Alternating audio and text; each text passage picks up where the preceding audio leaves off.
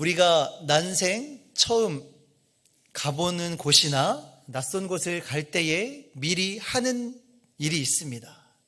그것은 바로 그곳에 대한 정보를 얻는 일입니다. 어떻게 그곳까지 가야 하는지, 그곳에는 어떤 놀거리가 있는지, 어떤 먹거리가 있는지 우리는 미리 찾아보곤 합니다. 예전과는 달리 요즘에는 스마트폰이라든지 인터넷이 워낙 발달해서 비록 내가 직접 그 장소에 가보지 않아도 마치 가본 것처럼 길도 알려주고요, 사진도 찍어서 어떤 풍경이 있는지, 어떤 먹을거리가 있는지, 어떤 놀거리가 있는지 자세하게 정보를 얻을 수가 있습니다. 우리의 삶을 흔히 비유할 때 많은 사람들이 우리의 인생을 여행과 같다라고도 비유합니다. 그래서 어쩌면 우리는 우리의 삶 가운데 한 번도 가보지 않은 길을, 한 번도 경험해보지 않은 길을 가야 할 때가 있습니다. 오늘 이 자리에 모이신 우리 성도님들은 창세기 1장 이하에 있는 하나님께서 모든 만물을 창조하셨음을 믿으십니까? 또한 우리 예수님께서 나의 죄를 위하여서 죽으시고 3일 만에 부활하셨으며 하늘로 승천하신 예수님이 다시 오실 것을 믿으십니까? 그렇다면 이러한 사실을 확실하게 믿고 살아가는 우리 그리스도인으로서 우리는 과연 경험해보지 않은 그 삶을, 앞으로의 삶을 어떻게 살아가야 할까요? 제가 앞서 말씀드린 대로 마치 여행지를 찾아 검색하는 것처럼 인터넷으로 찾아보면 될까요? 하지만 너무나 안타깝게도요, 우리의 삶은 아무리 이 시대에 과학이 발달하고 AI다, 인공지능이 발달했다 할지라도 우리의 앞으로의 인생은 예측할 수가 없는 길입니다. 이것은 우리 인간의 지혜와 지식으로 다 해결하지 못한다라는 것을 우리 스스로가 인정해야 돼요. 이렇게 우리의 지혜와 지식으로 이 미래 일들을 다 알 수 없고 준비할 수 없기에 우리는 하나님의 말씀을 통하여서 앞으로 우리가 어떻게 살아가야 할지 교훈을 삼으며 살아가야 하는 것입니다.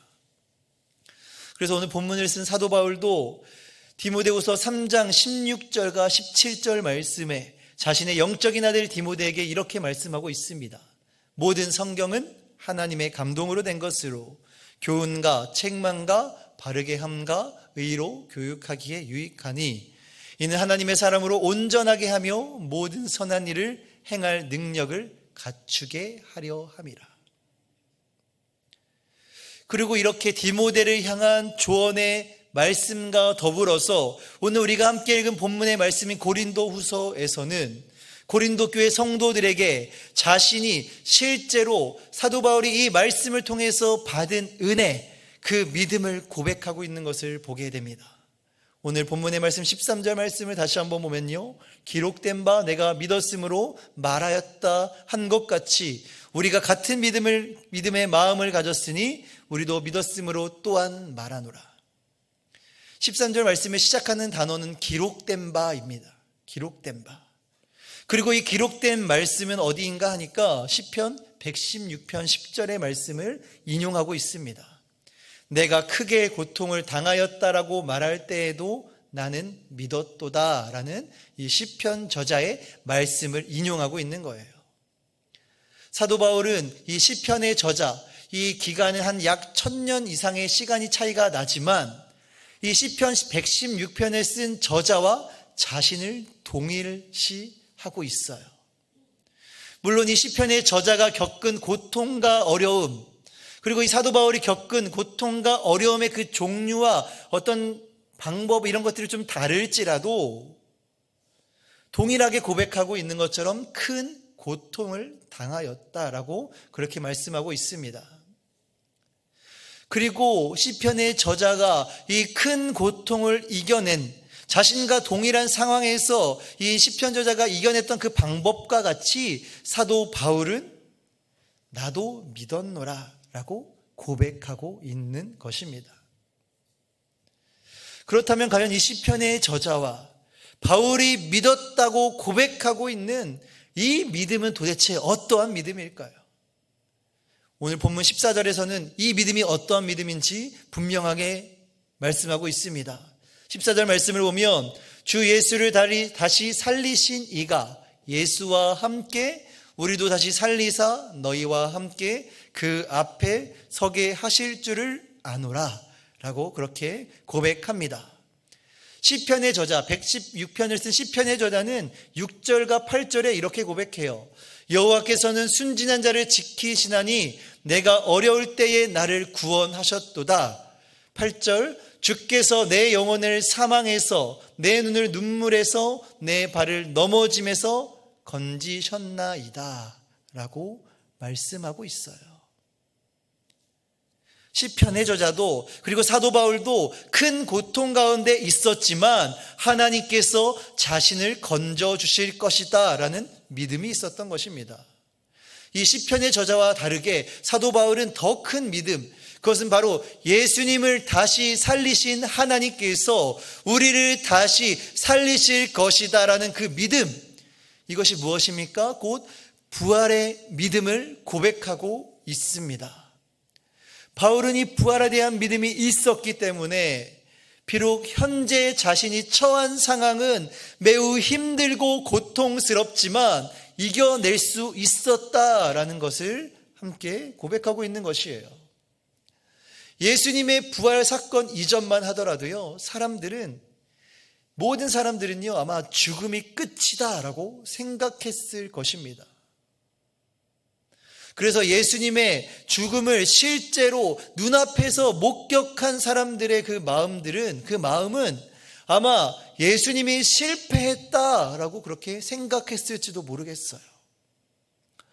하지만 이러한 생각을 하는 자들의 생각과는 다르게 예수님께서는 부활하셨죠. 예수님께서 부활하심으로 죽음이 끝이 아님을, 죽음이 실패가 아님을 많은 사람들 앞에서 보여주셨습니다.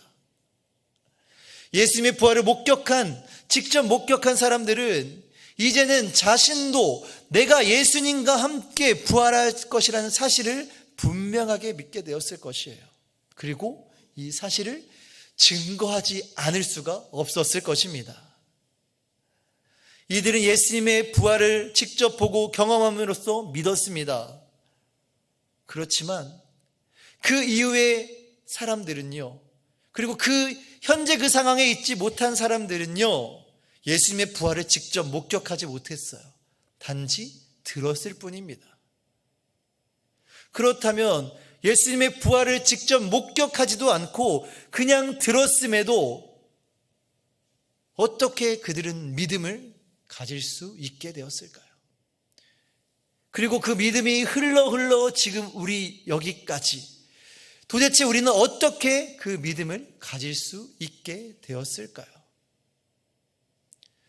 우리에게 믿음을 주시는 분은요, 바로 믿음을 창조하시고 그리스도를 따르게 하시는 하나님의 약속을 보증해 주시는 분, 바로 성령님이십니다. 곧 우리 안에 내주하셔서 성령께서는요, 우리가 그 사실을 믿을 수 있도록 그 믿음을 주신 것입니다. 그렇기 때문에 우리가 직접 그 예수님의 부활을 경험해 보지 않아도, 목격해 보지 않아도 우리가 그 믿음을 가질 수가 있게 된 것이에요. 이 성령을 통해서 갖게 된 그 믿음으로 말미암아 우리는 육신의 죽음이 끝이 아니라 예수님과 같이 우리도 다시 살리실 것을, 우리가 그리고 하나님 앞에 서게 될 것이라는 사실을 우리는 기억하며 살아갈 수 있게 된 것입니다. 비록 우리가 서게 될 그 곳이 하나님의 그 어린 양의 혼인잔치가 될지 아니면 하나님의 그 심판대 앞에 서게 될지 우리는 알 수 없지만, 분명한 것은 부활의 소망을 가진 우리들은 두려움 없이 그 하나님 앞에 서게 될 것이다라는 사실을 우리는 분명히 믿음으로 살아가야 한다라는 것입니다. 제가 지난번에 한번 말씀드린 적이 있는데요, 저는 운동을 참 좋아해요. 스포츠를 참 좋아합니다. 그래서 사실 오늘 비가 안 왔으면 오늘 예배 끝나고, 직원회 끝나고 운동 축구하러 가기로 약속이 잡혀 있었어요. 그리고 내일도 사실 지방의 목사님들과 아침에 운동하는 약속이 잡혀 있습니다. 제가 지금 몸이 사실 이래서 그렇지, 제가 20대만 하더라도요, 죄송합니다. 제가 나이가 어린데 왕년이라는 표현이 좀 안 어울리지만 현재 제 몸무게의 한 3분의 1이 없었어요. 지금 몸무게의 3분의 1이 없었어요. 상상이 안 되시죠? 네. 지금은 제가 이렇게 막 정장도 몸에 껴가지고 지금 엄청 답답한데, 지금 몸무게 3분의 1, 제가 얼추 하니까 한 3분의 1 정도가 되더라고요. 제가 이 3분의 1이 없으니까 얼마나 몸이 날랬겠어요? 그래서 제가 축구도, 농구도, 족구도, 아주 날라다녔어요. 확인할 길이 없으시죠? 체육대회 때 한번 보세요. 그런데요, 제가 이제는 그래서 몸이 이렇게 살이 찌고 이제 몸이 이렇게 무거워지니까 이제 운동을 하는 것보다는 좀 이제 보는 거를 좀 많이 보게 되더라고요. 이 스포츠 경기는 사실 승패가 정해져 있지는 않아요. 그렇죠? 승패가 정해져 있으면 그건 승부 조작이에요. 승패가 정해져 있지 않고 정당하게 운동선수들이 시합을 하죠. 우리가 스포츠 경기를 보면요, 스포츠 경기가 내가 좋아하는 응원하는 팀이 있잖아요.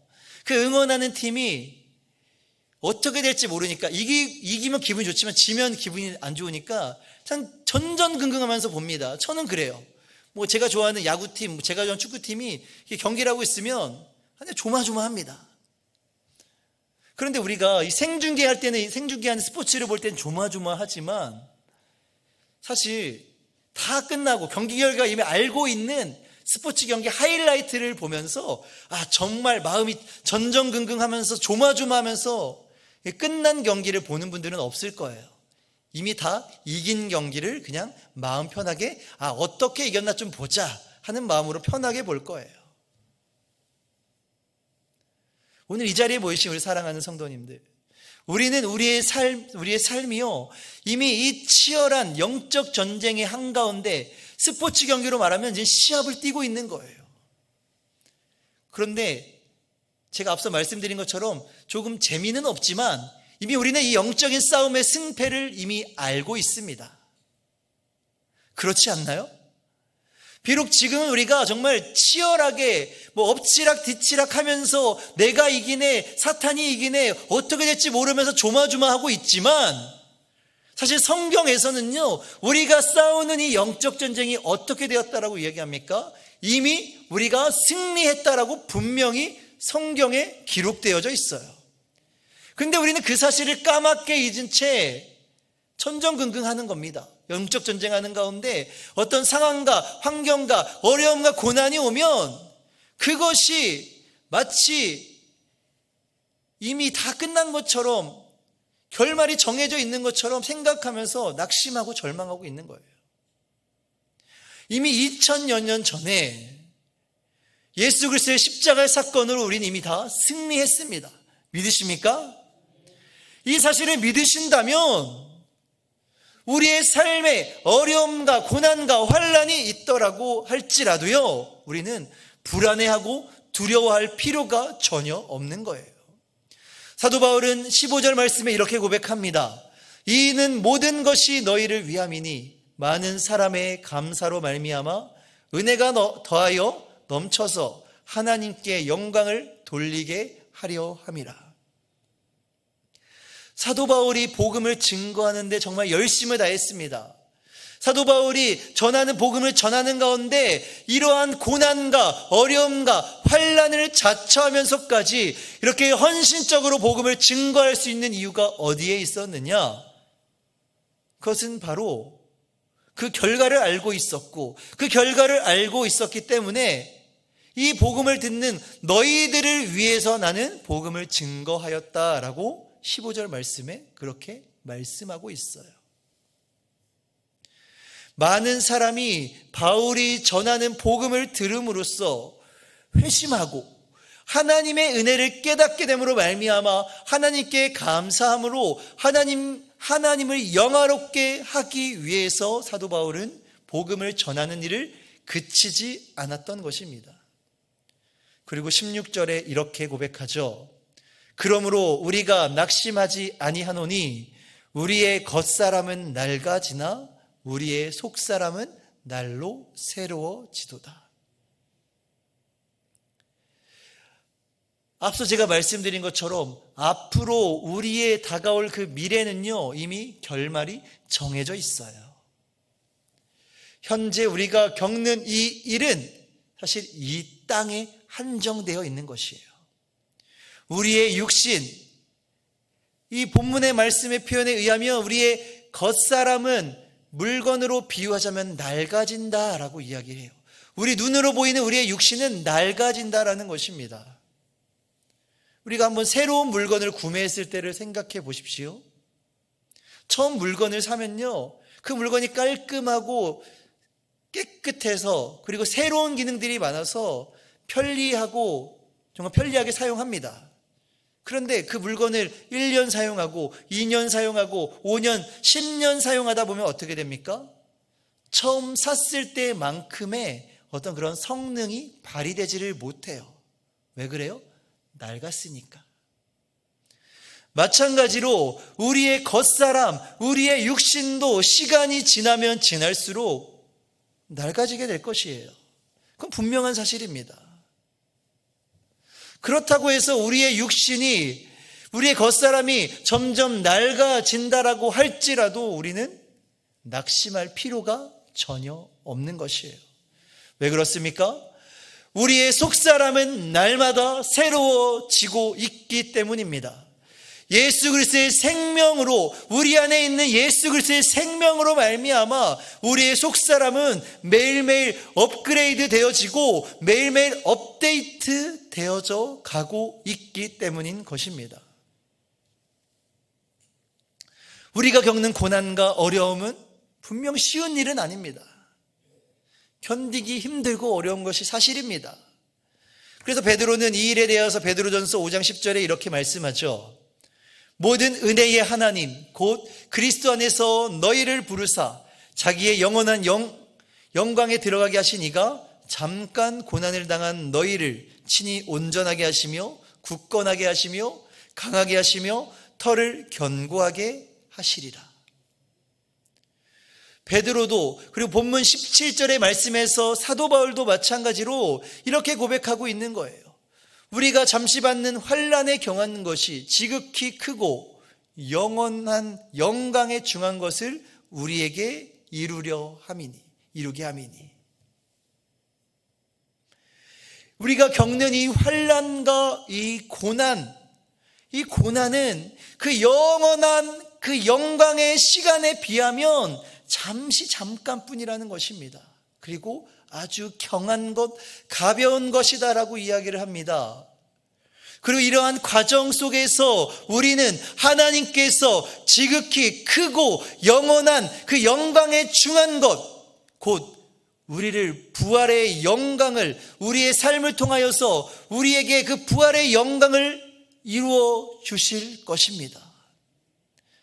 우리를 온전하게 하시며 우리를 강하게 하시며 우리의 털을 견고하게 하심으로써 우리가 고난과 환난 가운데에서 부활의 영광을 소망하는 자로 나아가게 하시는 것입니다.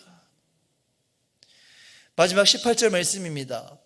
우리가 주목하는 것은 보이는 것이 아니요 보이지 않는 것이니 보이는 것은 잠깐이요 보이지 않는 것은 영원함이라.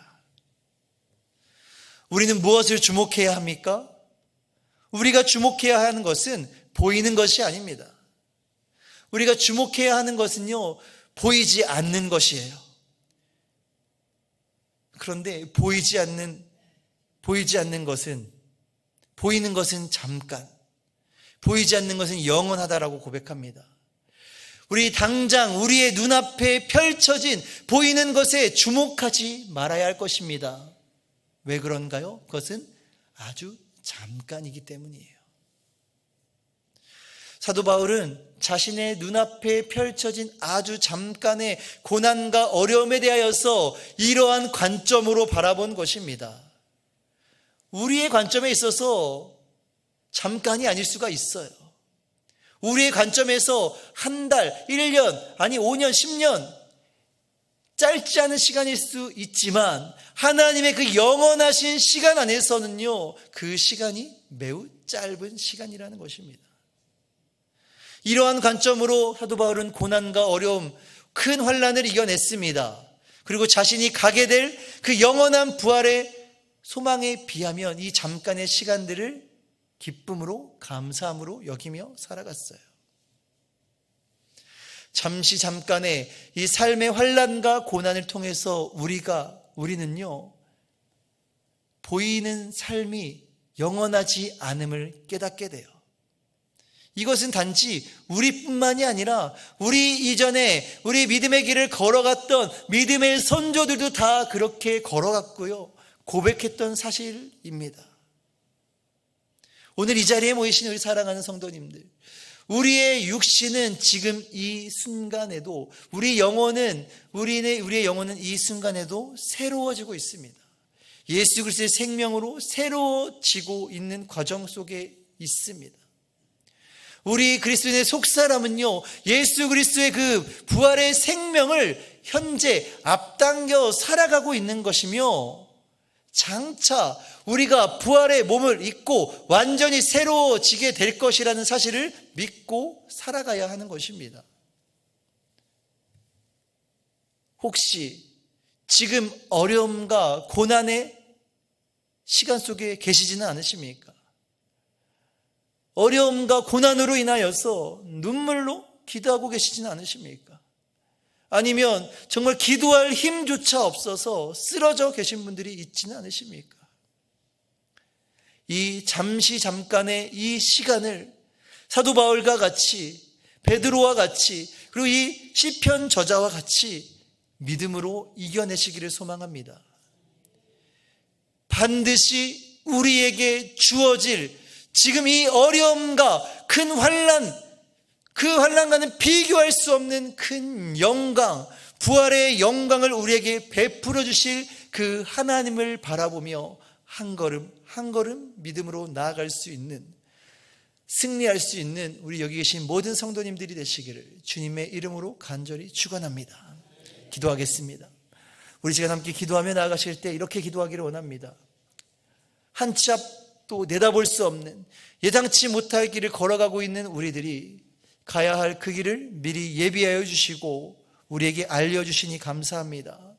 우리의 삶에 때론 환난과 어려움이 있을지라도 그것이 잠시 잠깐뿐임을 믿고 바울과 같이 믿음으로 담대하게 나에게 맡기신 이들을 감당하며 나아갈 수 있는 우리들이 되게 해달라고 우리 이 시간 주여 한번 외치고 함께 통성으로 기도하며 나아가겠습니다. 기도하겠습니다.